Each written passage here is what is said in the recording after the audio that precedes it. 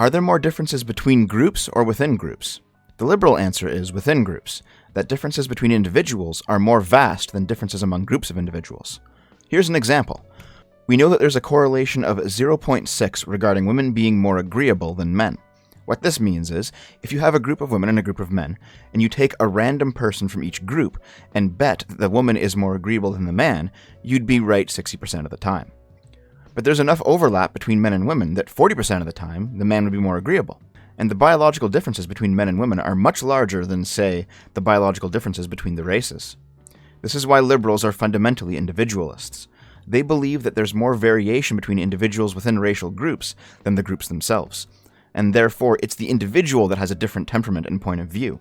It's the individual that generates the different ideas and solutions that society needs. The progressives believe the opposite. Their answer is between groups. They believe that differences between groups of people are larger than differences between individuals within that group. That two individuals from different groups have less in common with each other than any other random individual from their own group. In their view, any random white person will always have more in common with any other random white person than any random black person. This is why they consider diversity to be inherently moral, because the only way to gain access to different ideas and points of view are through token inclusion of people from other groups. You need representation from a plurality of different races, ethnicities, sexualities, and whatever else, because their points of view are so unique that their inclusion is the only way to gain access to that knowledge. I think this is true to some very limited degree. A white person who's lived in a majority white country, in a majority white neighborhood, probably hasn't experienced too much racism, and may benefit from the knowledge of somebody who has. But the progressive point of view, that simply having black skin is enough to qualify the person as the keeper of that knowledge and the educator of the ignorant, even if the individual in question is quite privileged in other ways, seems to be a rather racist argument. In fact, the idea that there is more difference between the races than between the individual is one of the fundamental racist ideas. It's what the Nazis said when discussing the non-Aryans. It's what the KKK said when discussing black people. And it's what progressives say today. That you are so different from me due to your race that there is no common ground between us. And that you are so similar to all people within your race that now that I know what race you are, I know what kind of person you are. If that sounds racist to you, that's because it is. This idea of comparing progressives with racists isn't new, and the progressive tendency towards racism has been lampooned pretty consistently in the past few years.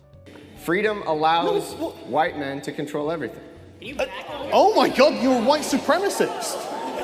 You are actually a white supremacist with a guilty conscience, Thomas. Jesus Christ. Honestly, this is like you're. Oh my God, you're a white supremacist. You are actually a white supremacist with a guilty conscience. Yes, most white progressives are simply white supremacists with a guilty conscience. I've been reading D'Angelo's White Fragility. I knew I'd have to deal with this thing eventually, and she says as much in the book. She admits to being a white supremacist. She believes all white people are white supremacists by virtue of them being white, and that the only way to achieve black liberation is the constant, eternal shaming and restriction of all white people. Let's talk about open borders advocates. And if it seems like I'm suddenly shifting gears here, I'm really not. There's been a specific sect of politics on both the left and the right that has been entirely pro-open borders, pro-migration, and pro-globalism. On the left, there's a racial component to it. It's racist to not help those poor brown people into our country. They need our help, and we stole the land from them anyway. On the right, the attitude of big business is that it's good for the economy, meaning large corporations, to import foreign workers and drive labor costs down. Standing in the way of both of these pushes, however, is the nation-state itself. And because Western politics has swung a bit more in the patriotic direction in the past 5 or so years, it's no surprise that both the legacy media, as well as the activists on the ground, have tried to reframe all nationalism, even civic nationalism, as evil and bigoted and fashy. After all, if we're all humans and we all have human rights, why would we prioritize one arbitrary group of people over another? Why not bring the underprivileged foreigners into the first world fold and benefit from their labor, especially since some of them will naturally be talented individuals that will finally have the chance to contribute in a big way with access to modern education? The liberal reply to such an argument, and to the entire open borders movement, is that the authority of the state ends at its borders. Borders provide a jurisdiction for laws to be in effect. Laws are the practical implementation and protection of the human rights of the citizens living within the state. With no borders, there's no jurisdiction, no laws, and no universal human rights. After all, without a border, how do you know where your country's laws are in effect? Are they just in effect everywhere? That seems rather imperialist, as does allowing the best and brightest from foreign nations to move to Western countries, leaving those nations with a massive brain drain that prevents them from building themselves up to our level of quality as well. Where imperialists once extracted resources, they now extract people, and progressives are happily leading the charge because it makes them feel moral. And with the exception of, extreme natural disasters or a genocidal government, it's not the moral responsibility of any nation to help the citizens of another nation. Those citizens have the responsibility to improve their own countries. Their responsibility lies within their borders, just as our responsibility lies within ours. Sovereignty extends only as far as territory does. But with no borders, no jurisdiction, no laws, and no human rights, how do progressives view law itself? They give a lot of lip service to the idea of human rights, of course. They talk about constantly making more things rights when they're really not. They talk about extending rights to people who they view don't have them, etc., etc. But what do the progressives actually do? What do they actually advocate for? Well, for example, one of the demands that came out of Chaz is a complete abolishment, not a demilitarization or a defunding, of the Seattle police. The justification for this is that the police are tools of the white supremacy, and that the community, meaning black people, should be policed by their own. As I said earlier, there's some limited logic to this. A force of white people who have never experienced racism, policing a community of people who have entirely different views, ideas, and problems, may very well feel like an occupying force. But consider that black cops are regularly whitewashed as Uncle Toms or race traitors, or not being real black people.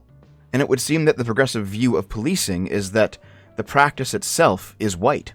At the same time, progressives have entirely abandoned the idea of equality before the law. California acts its equality laws in order to make affirmative action legal, and grant various minorities extra privileges in the state's hiring practices. And this sort of thing has been a long time coming. The shift within progressive circles has been away from equality and toward equity. Simply setting an equal playing field and letting quality rise to the surface is considered racist. In fact, by some radicals, Martin Luther King Jr. would be a racist because he wanted black people to be judged by the content of their character and not the color of their skin. But now, the color of their skin is the only thing progressives care about. So it's no surprise to me that, to a lot of these people, universal application of human rights is now considered to be racist. It's the white man's law, don't you see, and non-white communities shouldn't be subject to it. This is entirely consistent with their worldview.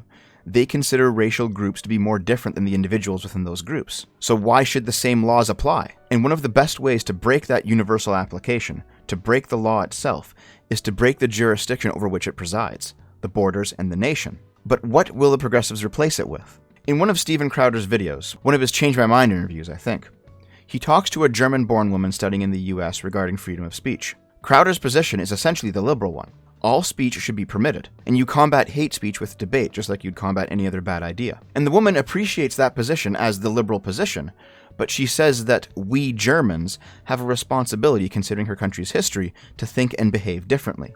Now, I don't know about you, but I'd never say we Canadians, and I doubt that the Americans or the Brits would say we Americans or we British, as if they somehow have the authority to speak for the entire nation. But when you believe in collectivism, when you believe that there are more differences between groups than between individuals, when you believe that all Germans are like you simply by virtue of being German, then you can speak with the authority of all of them. Similarly, during the Hong Kong protests, I remember seeing another video. This one was of a Chinese person ranting at the camera about how Western imperialists need to stay out of Chinese affairs, and how Hong Kong citizens need to remember that they are Chinese.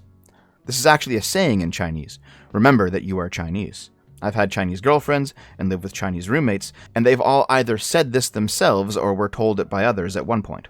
The idea is that Chinese culture is more important than the cultural standards, even sometimes the laws of the country that they've moved to. It didn't matter if other Canadians did things differently. They needed to remember that they were Chinese, and a different standard applied to them, even if they were entirely westernized people. We've seen this collectivist attitude with more than Germany and China. We've seen it with Muslim immigrants, we've seen it with Latino immigrants, and so on. To them, it doesn't matter what authority the nation has over them, as citizens or immigrants, because they serve a higher authority based solely on their identity. And in the absence of borders, jurisdiction, laws, and rights, this is what the progressives would replace the universal standard with. A racial law that you can never escape from, where your group identity at birth is the sole determining factor of what standard you are held to, what rights you have, what laws are applied to you.